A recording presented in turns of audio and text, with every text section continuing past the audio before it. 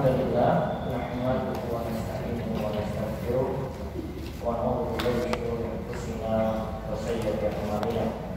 Man yahdihillahu fala mudilla lahu wa man yudlil fala hadiya lahu. Wa asyhadu an la ilaha illallah wahdahu la syarika lahu wa asyhadu anna Muhammadan abduhu wa rasuluh.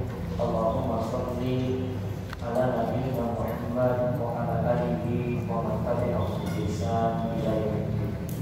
Allahumma inna nas'aluka ilman nafi'an wa rizqan thayyiban wa amalun mutaqabbal.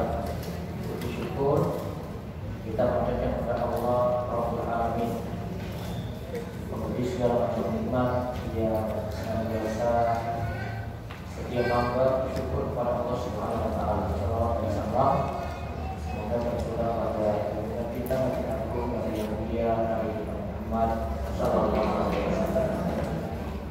Baik, ibu sekalian, pagi ini mohon kepada Allah agar dikaruniakan ilmu yang manfaat, mudah-mudahan ilmu ini bisa kita amalkan dan senantiasa menjadi bekal untuk kita dalam memperbaiki diri menjadi lebih baik. Dan tema kita pagi ini mengenai bahagia dengan syukur. Bisa dilihat lanjutan dari tiga hal pada bahagia. Apa saja kemarin? Tiga tanda bahagia menurut Imam Al-Qayyim atau Syekh Muhammad yang pertama.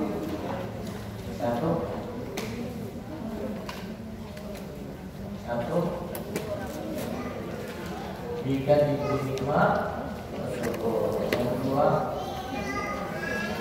jika ditimpa musibah dia bersabar. Yang ketiga, jika berbuat kesalahan dia bertobat atau memohon ampun kepada Allah Subhanahu wa taala. Baik, bisa dilihat kelanjutannya di halaman 34.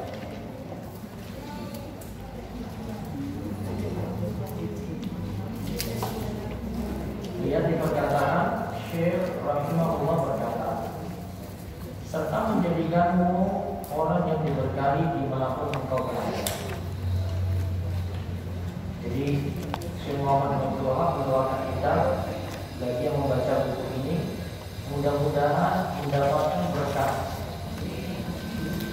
Yang membaca buku ini, mempelajari buku beliau, mudah-mudahan mendapatkan berkah. Berkah itu apa? Ya, pengertian berkah ada dua.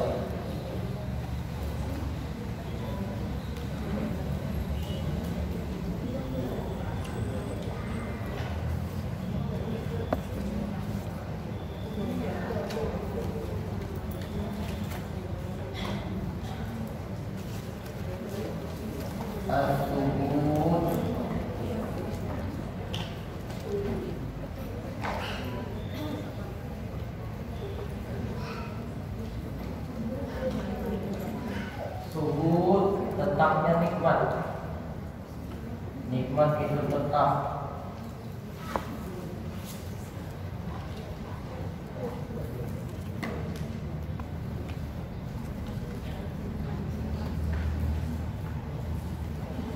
Berkah yang kedua,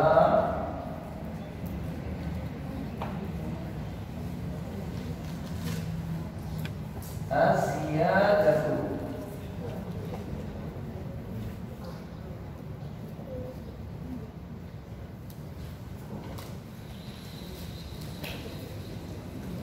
Nikmat atau kebaikan itu bertambah.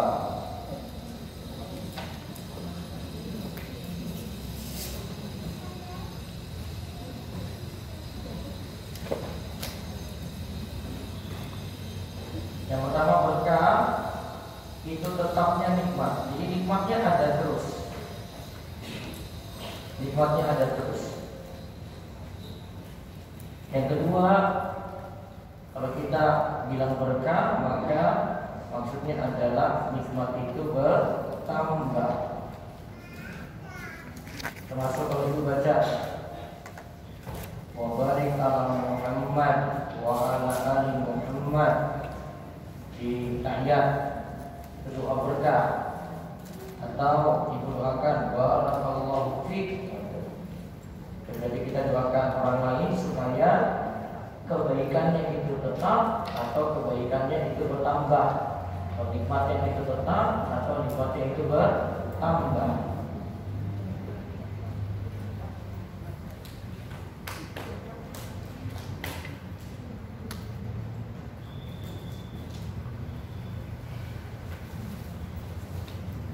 Nah, lalu lihat keterangannya di halaman 34 lagi. Jika Allah menjadikanmu orang yang diberkahi, berarti kan ya, Allah menjadikan nikmatmu itu tetap terus ada atau nikmatmu tetap bertambah. Jika Allah menjadikanmu orang yang diberkahi dimanapun engkau berada, inilah impian setiap orang. Allah menjadikan berkah dalam umur, Allah menjadikan berkah dalam rezeki, Allah juga menjadikan berkah dalam ilmu, Allah juga menjadikan berkah dalam amal. Jadi amalnya aja terus ada terus dan amalnya bertambah. Allah juga menjadikan berkah dalam keturunanmu.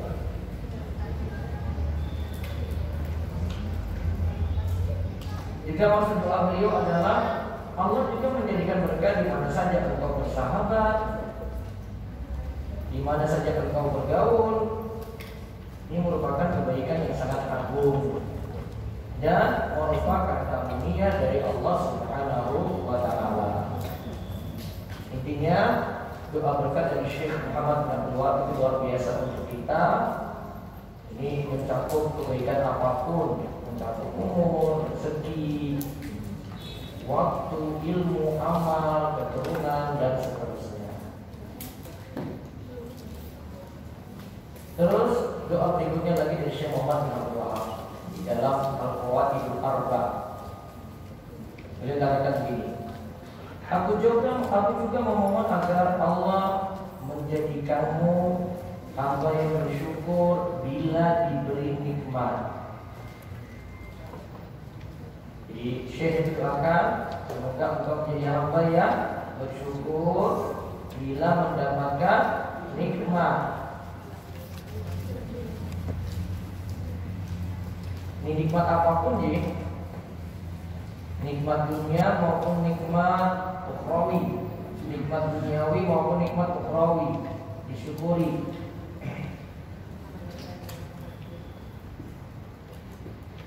Termasuk juga selamat dari musibah, itu juga disyukuri, baik musibah yang mencakup musibah dunia maupun musibah agama.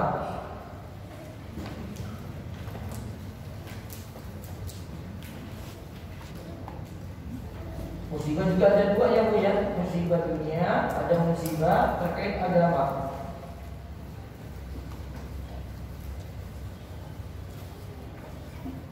Bahkan Nabi SAW ajarkan kalau kita itu lihat ada yang tertimpa musibah untuk kita sendiri, untuk diri kita sendiri, kita berdoa kepada Allah supaya kita terselamatkan dari musibah tersebut. Termasuk juga kalau lihat orang lain kena musibah agama. Ibu lihat orang baik-baik sekarang jadi sesat dia. Ibu lihat dulu itu orangnya itu baik-baik, orangnya itu soleh, jadi menyimpang, jadi sesat. Dia jadi ahli maksiat. Dia sekarang jadi miras. Sekarang dia jadi orang yang sedang selingkuh. Itu namanya dia terkena musibah agama. Kita mohon pada Allah, kita berdoa juga supaya tidak terkena ini, baik musibah dunia maupun musibah agama tadi, dua-duanya. Berarti ketika berdoa seperti itu juga tanda kita bersyukur pada Allah. Allah masih menyelamatkan agama kita, termasuk juga menyelamatkan dunia kita. Apa doanya? Alhamdulillah. Gitu. Apa doanya ketika lihat yang lain tertimpa musibah? Sudah hafal belum? Atau belum hafal? Atau masih samar-samar? sama-sama catat doanya, nggak usah saya tulis, dengan catat langsung saya diktakan ini doanya. Alhamdulillahilladzi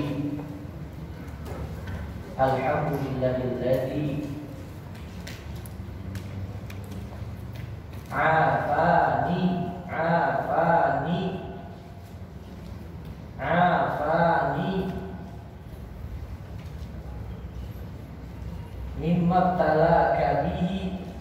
mimma talaka bihi harus dicatat ya.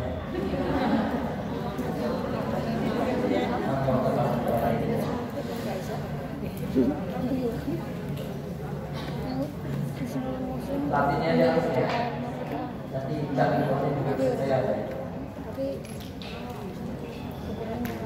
Alhamdulillah. Ya, ada kalimat depannya alhamdulillahilladzi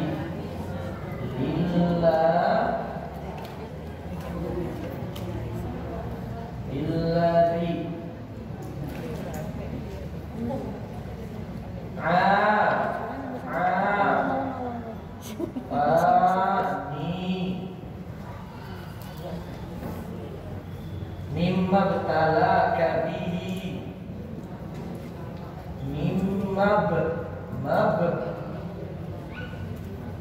talaka bihi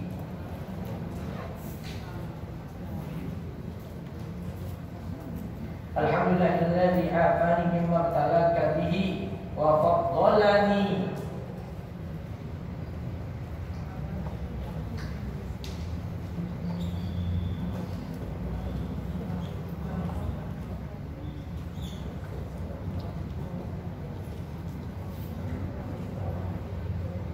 ala katsirin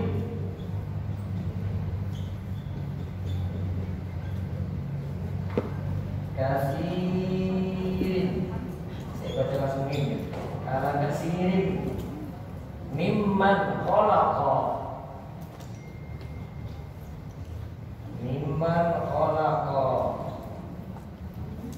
tafdila.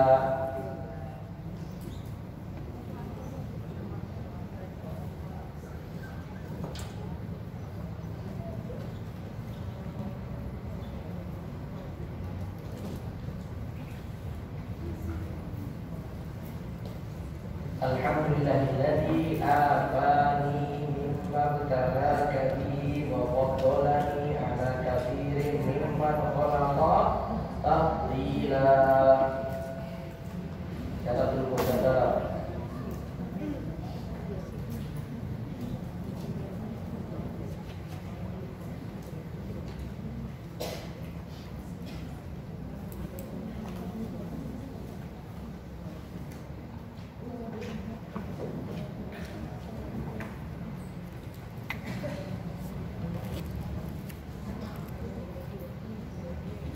Judulnya itu doa ketika melihat yang lain tertimpa musibah.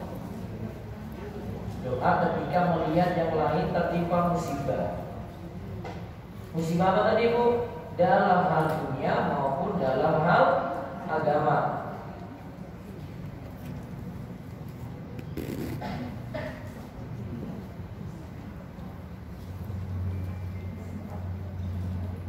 Saya bacakan hadisnya dulu ya, dan saya terjemahin dulu, nanti dengan saya dikatakan terjemahannya.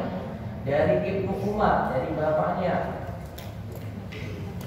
Umar radhiyallahu anhu berkata bahwa Rasulullah sallallahu alaihi wasallam bersabda, "Man ra'a sahiba bala'in." Siapa saja melihat orang yang tertimpa musibah, lalu ia mengucapkan, nah coba diikuti, alhamdulillahilladzi afani mimma btalaka bihi wa faddalani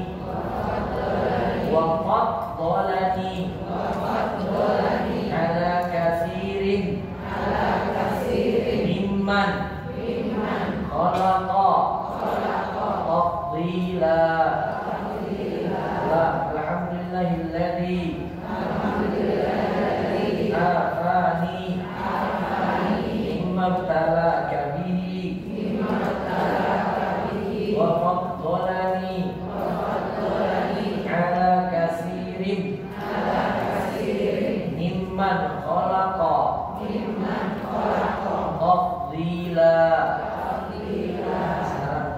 lihat di sini artinya. Coba tulis artinya. Segala puji.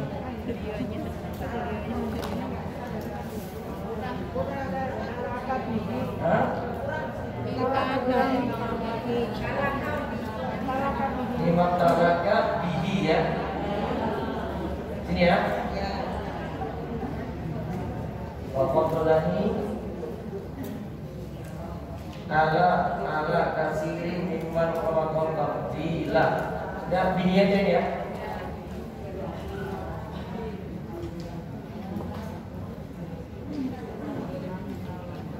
Nimabtaraka bihi. Sekarang cara artinya, ini artinya bagus ini. Segala puji bagi Allah yang telah menyelamatkan aku segala puji bagi Allah yang telah menyelamatkan aku dari musibah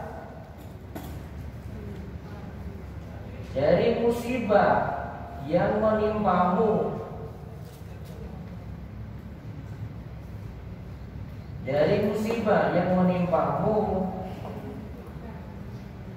dan benar-benar memuliakanku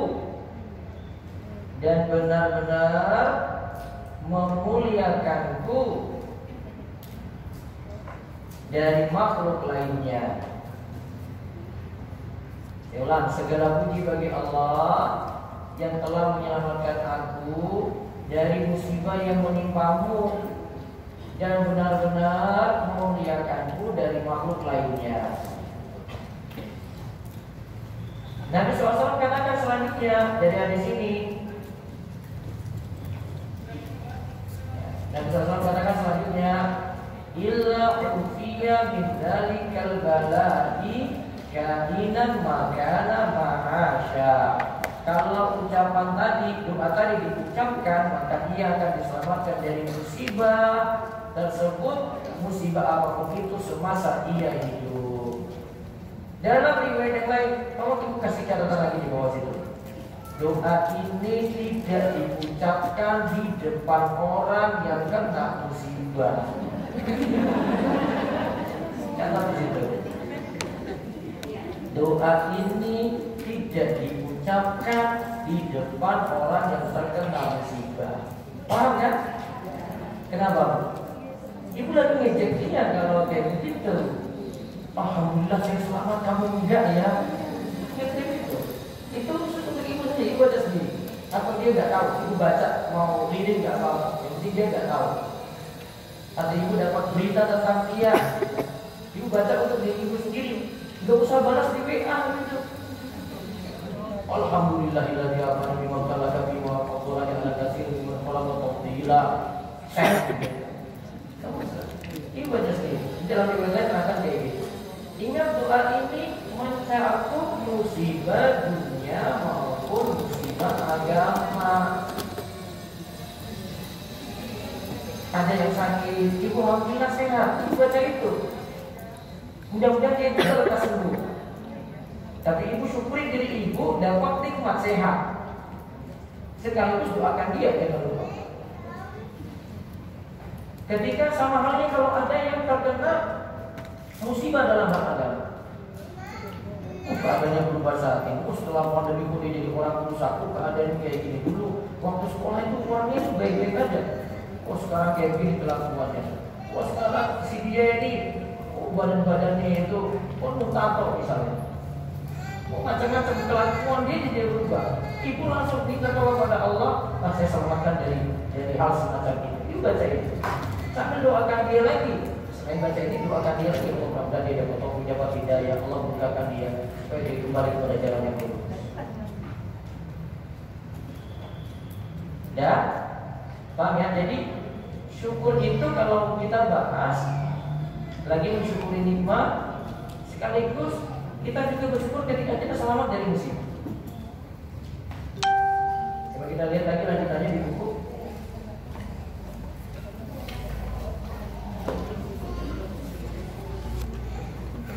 Jadi Syekh tadi berdoa, aku juga mohon agar Allah menjadikan bersyukur bila diberi nikmat. Dan saat ini berbeda dengan orang yang jika diberi nikmat maka dia kufur. Berarti lawan dari syukur itu kufur. Lawan dari syukur itu kufur. Syukur nikmat itu lawannya kufur.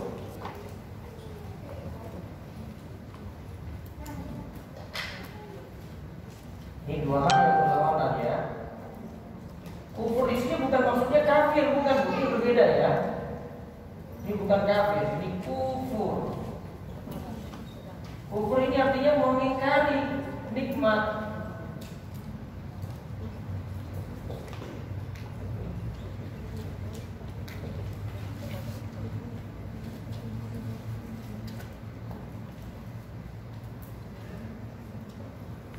Kalau syukur kita akui nikmat itu, kalau kufur ya mengingkari nikmat. Sehingga kalau orang itu tidak bersyukur disebut orang yang kufur. Kufur ini jangan dibawa ke makna kafir, tidak boleh. Kafir beda lagi. Kufur di sini artinya mengingkari.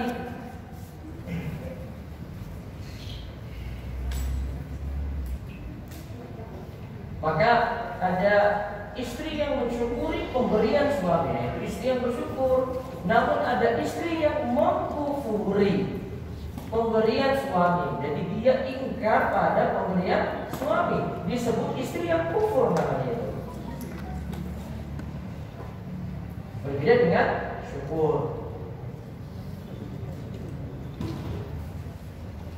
Nah, hal ini berbeda dengan orang yang jika diberi nikmat maka dia kufur, mengingkari terhadap nikmat tersebut dan menyalahgunakannya. Nanti saya sebutkan definisi syukur ya. Kebanyakan manusia yang diberi nikmat malah bersifat kufur dan mengingkari nikmat tersebut. Nikmat itu justru memalingkannya dari ketaatan kepada Allah. Inilah yang menyebabkan mereka mendapatkan kesengsaraan. Adapun orang yang bersyukur kepada Allah, Allah senantiasa akan menambahkan nikmat kepadanya. Hal ini sebagaimana firman Allah, wa idza adzana rabbukum la in syakartum la azidannakum wa la in kafartum inna adzabi lasyadid. Dan ingatlah juga tatkala Rabbmu memaklumkan sesungguhnya jika kau bersyukur maka pasti kami akan menambah nikmat untukmu. Nikmat bertambah kalau kita itu bersyukur. Namun jika kalian itu kufur, wala in kafartum, jika kalian kufur, apa arti kufur tadi? Mengingkari nikmat itu. Inna adzabi lasyadid, sesungguhnya azabku yaitu azab Allah sangat pedih. Maka Allah yang Maha Agung dan Maha Tinggi akan memberikan tambahan karunia dan kebaikan kepada orang-orang yang bersyukur. Jika engkau menginginkan tambahan nikmat, bersyukurlah kepada Allah. Sebaliknya jika engkau menginginkan nikmat itu hilang, ingkarilah nikmat tadi. Maka kalau siapa saja yang mengingkari nikmat, maka ya, nikmat itu akan berkurang. Nah, sekarang kita lihat pengertian syukur dan rukunnya.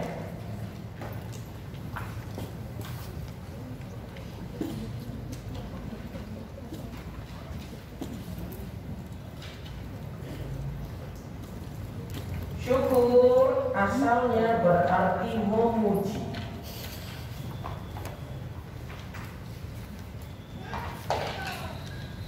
Memuji pada seseorang, memuji pada seseorang atas kebaikan. Ya, memuji, asalnya memuji.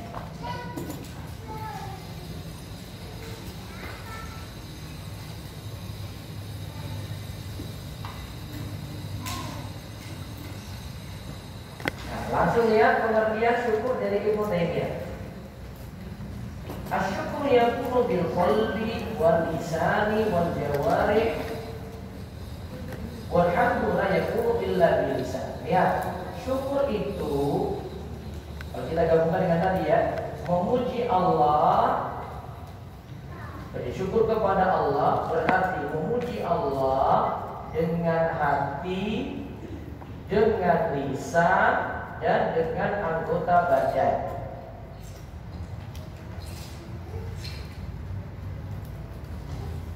Dengan apa? Hati, lisan, dan anggota badan. Maka dari pengertian itu Imam Ibnu Qayyim menyatakan dalam kitabnya Uddah As-Sabirin,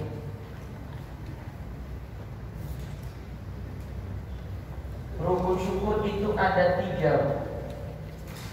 Kita kenal rukun syukur itu ada 3.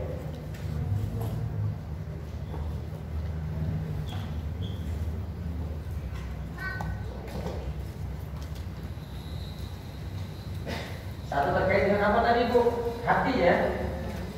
Jadi mengakui nikmat dalam hati.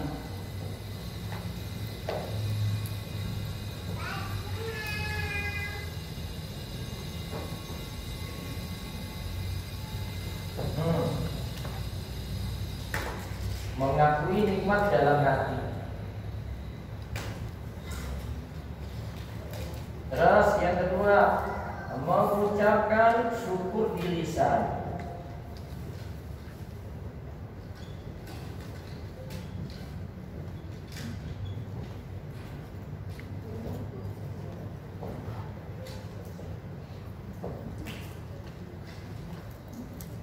Mengucapkan syukur di lisan. Jadi kan ada hati, terus ada lisan. Terus yang ketiga, memanfaatkan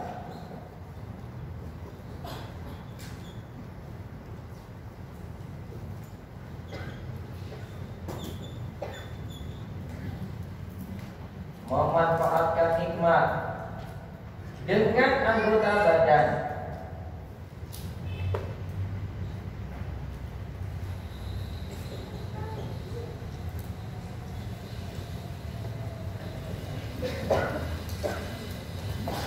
Memanfaatkan nikmat dengan anggota badan. Ingat, ada lanjutannya. Dalam ketaatan bukan maksiat.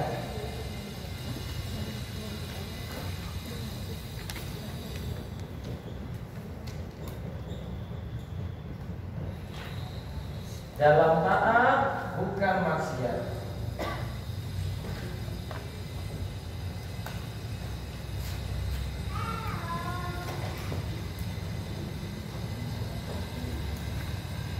Dikenal dengan apa ini? Rukun syukur. Kalau disebut rukun itu Bu, berarti harus ada dalam syukur. 3 ini nggak ada, tidak disebut bersyukur. Ingat, 3 ini tidak ada, tidak disebut bersyukur. 3-3-nya harus ada, tidak salah satu.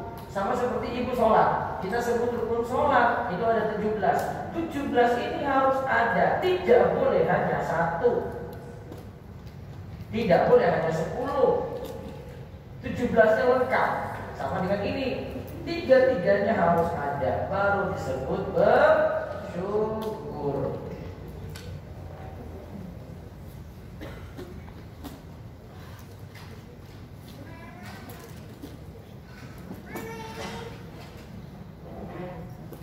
Berarti kalau tidak mau yang pertama, apa pertama di sini Bu? Mengakui nikmat dalam hati. Dalam hatinya sudah ingkar nikmat ini dari Allah, jadi tidak bersyukur. Terus yang kedua apa Bu? Ya, mengucapkan dengan lisan. Nikmat itu ingat disandarkan kepada Allah dengan lisannya. Jadi apapun, kalaupun sebabnya dari manusia, pokoknya sandarkan pada Allah dulu. Nyebut Allah dulu. Walaupun ujung-ujungnya, oh ini juga lantaran kamu. Tapi harus apa disebut duluan? Nama Allah dulu. Alhamdulillah, saya sembuh. Bukan langsung bilang, oh Pak Dokter, kamu mantap sekali Pak Dokter, luar biasa kamu. Nah, ada yang seperti kamu. Jangan dulu pada manusianya, sandarkan dulu pada siapa? Allah. Jadi di sini Tidak boleh nikmat itu pertama kali disadarkan pada selain Allah. Jadi syukur di lisan ini langsung menyebut nama Allah.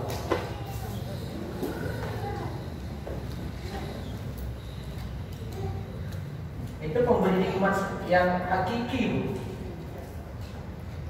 Pemberi nikmat yang sejati itu Allah. Yang lainnya cuma sebab.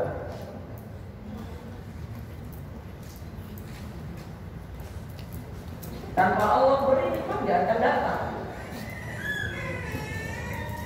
Maka dulu Korun ketika dapat nikmat harta, dia katakan apa? Wah, saya itu memang cerdas, dari sononya saya memang pintar. Dia tidak sadarkan pada Allah. Ada 3 orang yang pernah Nabi SAW cerita. Mereka itu dipuji masing-masing. Ada yang dipuji dengan buta, ada yang dipuji dengan kepalanya botak, ya, ada yang dipuji dengan pincang. Apa saya tadi? Buta, pincang, botak. Terus malaikat datang pertama. Ini pada masing-masing malaikat datang dengan keadaan apa mereka seperti ini. Kau minta apa? Datangnya si botak dulu. Oh, saya minta rambut yang bagus, rambut saya itu tumbuh. Nah, terus kemudian Allah kasih karunia rambutnya tumbuh. Lalu dikasih hewan ternak. Entah antara unta atau sapi. Orang itu didatangi lagi.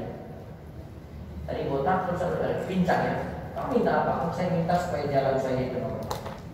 Terus Allah itu beri dia nikmat, dia sembuh, dia jalan normal lagi. Kemudian diberi dia unta atau sapi, antara unta atau sapi.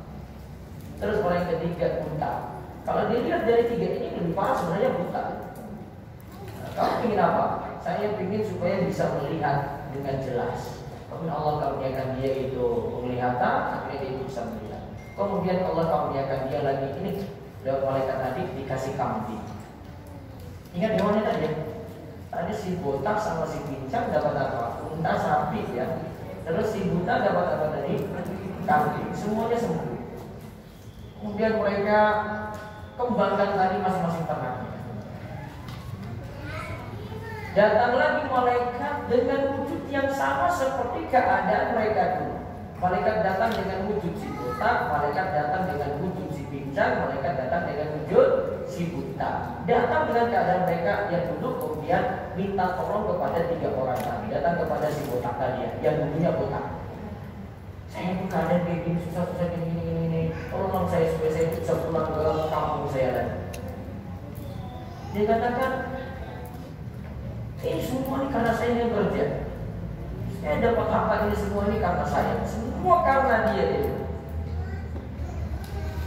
Ya ada, saya nggak bisa beri untuk kamu. Saya sibuk dengan harta ini. Ini semua harta saya.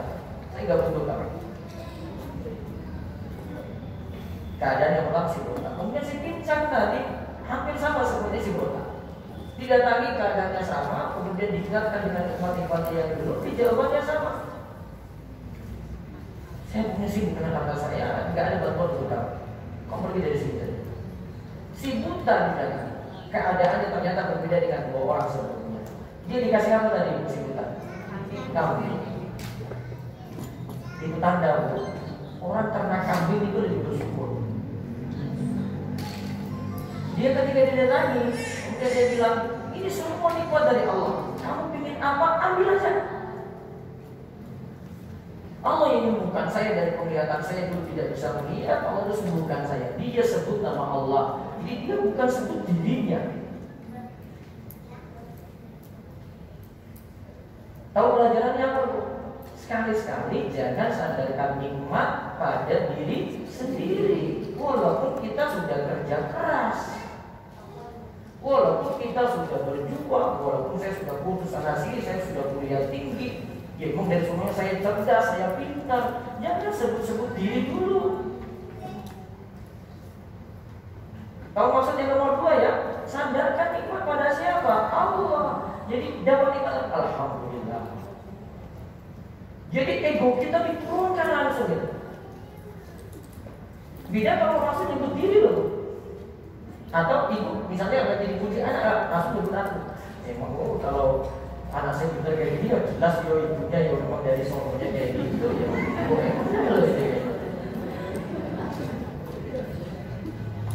Jangan sebut-sebut ibunya juga. Ya alhamdulillah dikaruniai kayak gini gitu. Sadarkan nikmat dulu kepada siapa? Allah. Rukun yang kedua. Pahami? Sederhana, tapi pengaruhnya luar biasa. Simpel, pengaruhnya luar biasa. Ini yang sangat ditekankan oleh Syekh Muhammad bin Abdul Wahab di kitab lain, di kitab Tauhid. Dia tekankan ini. Yang kisah tadi yang saya sebutkan itu disebutkan di kitab Tauhid. Itu kisah di Bani Israil. Nah, terus yang ketiga apa? Rukun yang ketiga, manfaatkan nikmat tadi dengan anggota badan kita. Jadi anggota badan kita ini dimanfaatin untuk apa? Ketaatan, bukan untuk maksiat. Berarti kalau kita ibadah, sudah bersyukur belum? Orang ibadah sudah bersyukur belum? Sudah. Yang sholat bersyukur belum? Sudah. Beda kalau orang itu bermaksiat. Kalau bermaksiat tidak disebut bersyukur. Paham ini? Paham semuanya? Makanya para ulama itu sedang kadang menjelaskan syukur, mereka katakan asyukru tarkul ma'asi. Namanya syukur itu dengan meninggalkan maksiat. Nah, ini catat itu. Syukur itu tarkul ma'asi, dengan meninggalkan maksiat.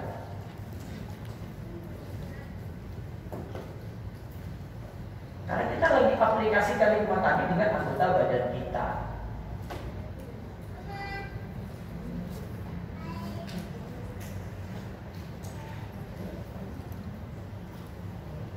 Kadang mereka katakan juga,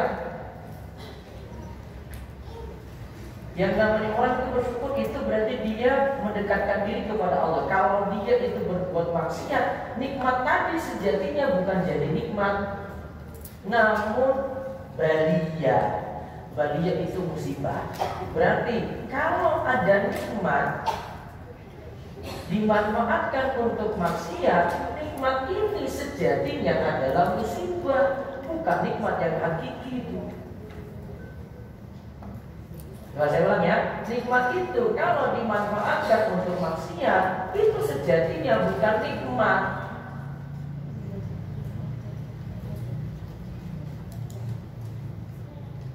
Namun sejatinya jadi apa, Bu? Musibah.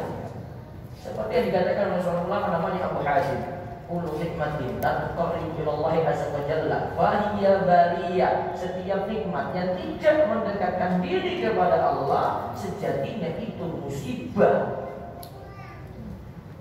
bukan nikmat lagi.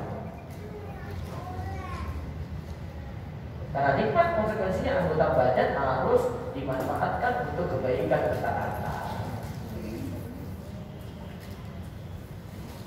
Ibu hadir di majelis yang seperti ini, itu lagi bersyukur pada nikmat atau tidak? Nikmat apa? Nikmat ibu kendaraan ibu kesini, waktu ibu luangkan, badan dikorbanin nggak? Dikorbanin, duduk 1 jam, padahal masih bisa ngeromping, ngegosip loh, Bu, itu masih bisa loh. 1 jam itu puas banget loh itu. Si seorang bisa RT loh itu diomongin. Dan puas lega ya kalau sudah ngomongin 1 jam bisa RT. Terus udah ngorbanin apa-apa kan? Itu berarti lagi manfaatkan nikmat. Dan kalau bahkan katakan kita itu ngaji, nuntut ilmu itu sudah jadi ibadah sendiri. Walaupun belum sholat, Bu. Ibu ini belum sholat, misalnya belum sholat belum sholat zuhur ya. Ibu lagi mau pelajari untuk itu. Proses belajarnya itu sudah disebut ibadah. Jadi jangan dikira, saya kok jadi mana sholat nggak sholat. Itu dulu di sini saya sudah korbanin diri, itu sudah jadi ibadah. Itu kan ibadah tersendiri. Ibu lagi mikir nih pelajaran tadi, oh syukur kayak gini gitu ya. Itu sudah jadi ibadah tersendiri. Mikirnya saja sudah jadi ibadah. Belum ibu aplikasikan loh itu. Jadi ngaji bagaimanapun itu nggak sia-sia. Wah, ngaji terus ya, saya datang terus pengajian 1 jam. 1 jam kurbanin ibadah terus dikurbanin. Sedangkan ibu sholat duha misalnya cuma 15 menit, masih kalah sebenarnya kalau mau dihitung itu, masih kalah dengan ibu ngaji thalabul ilmi. Kadang-kadang ibadah itu seperti sholat duha sifatnya individu. Sedangkan kalau ibu ngaji seperti ini, diri ibu jadi baik, ibu nyata bisa keluarkan ilmu ini pada orang lain juga, minimal pada suami atau anak-anak di rumah. Atau enggak itu menarik, minimal ibu jadi baik di rumah, cukup orang lain lihat, orang rumah lihat ibu jadi baik, itu sudah jadi contoh untuk orang lain.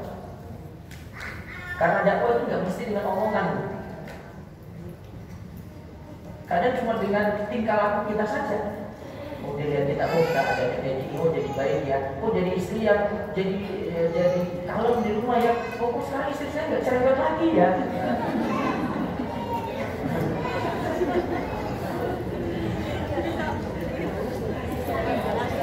Ada bapak-bapak di sini, cerita di sini ada bapak. Jadi ada bapak ngaji kan, istrinya ngaji biasanya kalau teknis. Terus dia pertama kali baru ketemu saya di majelis. Dia ngomong saya, Pak Ustaz, sudah selama seminggu ini, alhamdulillah istri saya tuh sejak nanti dengan jenengan itu gak minta macam-macam ya seminggu ini. Wah, alhamdulillah Pak. Benar-benar iya Pak Ustaz. Senang sekali dia di rumah. Oh gitu. Nah sekarang Pak giliran bapak ngaji berarti. Bilang Pak ini sekarang giliran jenengan ini. Mungkin Ustaz saya siap ngaji kalau begitu. Coba lihat, istrinya enggak macam-macam berarti di rumah kan sudah beres tuh. Saya nggak ngisi bapak-bapak langsung. Kalau apa mungkin ruangnya kapan? Weekend ya. Weekend masih ngurus motor, ngurus hobi, ngurus naik gunung, turun-turun, ngurus pantai, ngurus macam-macam kan. Kadang cukup dengan ibu di rumah aja sudah. Itu sudah cukup tuh. Jadi dakwah itu nggak mesti ngomong. Kadang juga banyak ngomong juga orang cuma lihat aja. Wih, cuma ngomong doang, nggak ada aplikasinya. Tidak kalau praktek langsung. Betul nggak? Sudah paham betul? Ya, tidak melalui 3 ini atau salah satunya saja berarti tidak disebut bersyukur. Kalau itu dipahami baik-baik, tahu aplikasinya seperti apa. Kemudian catatan lain lagi tentang syukur. Ibu bisa catat lagi catatan lain tentang syukur. Yang pertama, tadi kita sudah sebutkan ayatnya ya. Siapa yang bersyukur, Allah tambah nikmat. Kata siapa yang bersyukur, Allah tambah nikmat.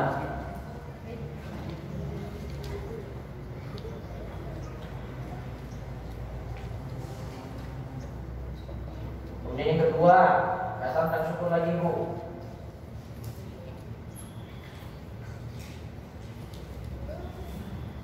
Bersyukur itu mulai dari yang sedikit.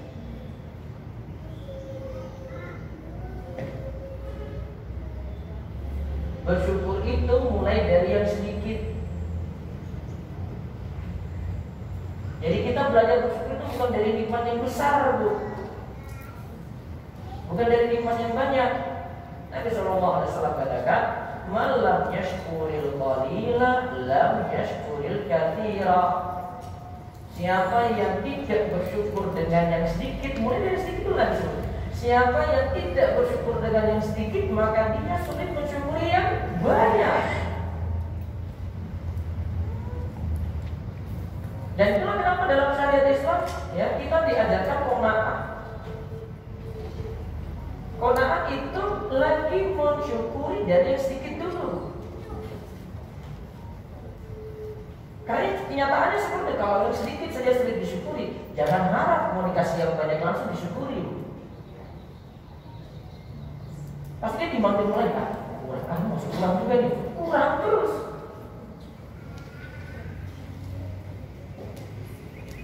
Maka sekali lagi bersyukur mulai dari yang mana Bu? Sedikit. Jadi apa yang diberi bukan disyukuri dulu. Bertambah lagi syukuri lagi, bertambah lagi syukuri lagi. Tidak belajar bersyukur dari yang banyak, dari yang besar.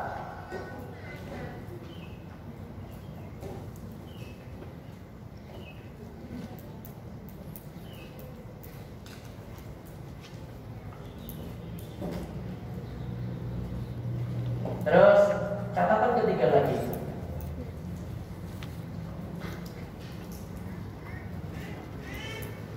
Jangan terlalu banyak hitung-hitung musibah, lantas melupakan nikmat. Lantas melupakan nikmat.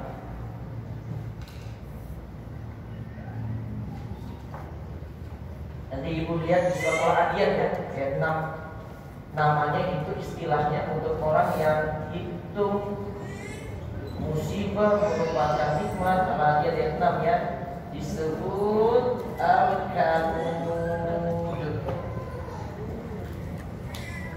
Kanud.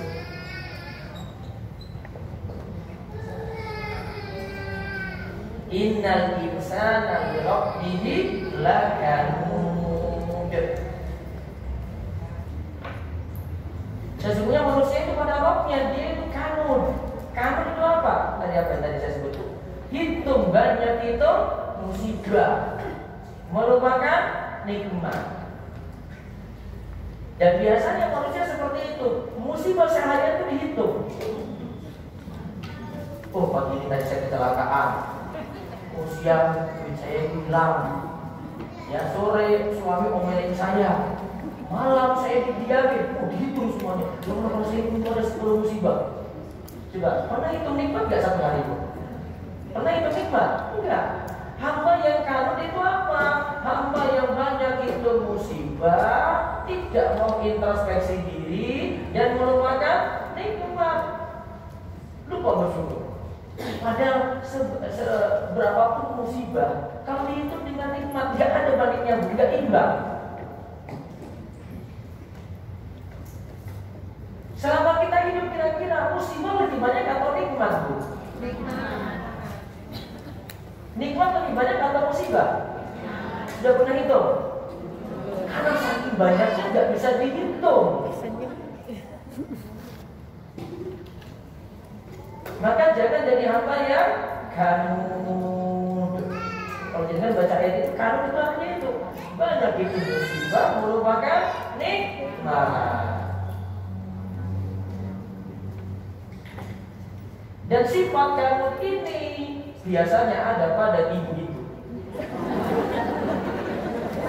Tak benar lagi hari ini. Jadi Nabi SAW itu pernah cerita tentang wanita banyak yang masuk neraka. Iya, betul nggak? Pernah dengar nggak, Bu? Nah ini saya ceritain biar dengar gitu. Kenapa sebabnya? Kemudian Nabi SAW sebut kufrun bil asir, kufrun bil ashir. Dia itu kufur. Apa tadi kufur tadi, Bu? Mengira ya. Kufur bil ashir. Dia kufur pada suaminya. Artinya apa? Dia sulit mensyukuri pemberian suami. Kemudian Nabi SAW itu jelaskan, lau ahsanta ila ihdahunna dahra. Seandainya engkau itu berbuat baik pada istrimu itu sepanjang tahun, summa rohat minka syai'an, lalu ada sesuatu yang tidak disukai satu kali saja, istri lihat satu kali saja, ada yang tidak senang, dan Nabi katakan, qalat ma ra'aitu minka khairan qattu. Si wanita ini akan mengatakan, memang suami saya itu tidak pernah baik sama sekali. Paham maksudnya, Bu? Jadi seakan-akan kebaikannya 1000, baru buat jelek satu kali, Bu. Yang diingat-ingat apa, Bu? Bukan suamiku paling elek kalau udah. Nggak ada suami sejelek dia gitu. Padahal kebaikannya cuma 1000. Paham ibu? Mudah-mudahan hari ini bisa berubah insya Allah. Simpel aja kalau bahasanya ibu. Jangan jadi istri yang kanut. Mikir yang jeleknya terus berarti lupa kebaikan-kebaikan. Sama kan sifatnya. Mikir yang jelek terus di itu yang jelek-jeleknya yang mana, lupa kebaikan yang begitu banyak. Semoga Allah beri taufik dan hidayah. Allah. Kalau suami ada yang mereka kasih saya oleh Allah ini harusnya. Baik, satu lagi tentang sujud syukur. Tahu sujud syukur? Ya namanya saja sujud syukur. Berarti sujud ketika apa? Bersyukur. Nah ini saya ajarkan tentang sujud syukur. Karena ada yang menyikapinya berlebihan, ada yang nggak tahu sama sekali tentang sujud syukur. Sujud syukur berarti dua kata ya. Ada sujud, terus ada apa? Syukur. Nah, syukur tadi sudah kita pelajari. Pengertian sujud itu adalah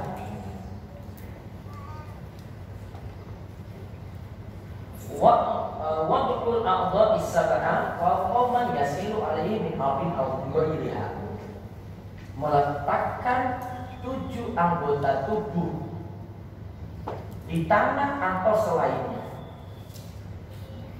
Meletakkan 7 anggota tubuh di tanah atau selainnya. Itu namanya apa? Sujud. Apa 7 anggota? Lihat. Dahi itu sunnah, yang wajib dahi. Ya. Terus dahi yang saya tunjuk ini. Batasnya pelipis sini. Ya, sini ya. Batas rambut kepala, batas alis. Nah ini pelipis. Nah ini dahi. Yang kedua dan ketiga. Ya. Kedua dan ketiga. Telapak tangan. Terus 4 dan 5. Dengkul, lutut. Terus 6 dan 7. Atroful qadamain, ujung kaki, ujung yang putih, bukan yang hitam ini. Ujung yang putih, bukan punggung, namun dalam. Tidak semua jari mesti ditekuk, Bu. Karena nggak mungkin juga.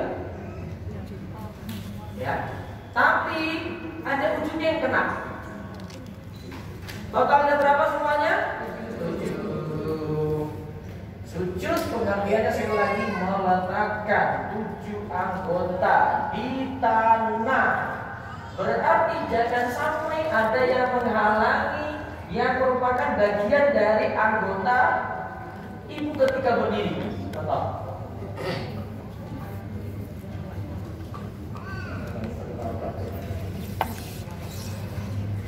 Tidak boleh ada yang menghalangi ketika ibu sujud. Ini kalau sujud ibu pakai mukena, itu kadang mukenanya lebar, nutupi ibu saat sujud. Nah ini dilatih ya. Ketika nutupi ibu tarik, sehingga dari kena sajadah. Nah, paham? Jadi sujudnya bukan di sesuatu yang bergerak dengan ibu. Kan mukena ibu kan bergerak dengan ibu naik turun kan? Kalau sajadah itu kan tetap di tempat. Amin.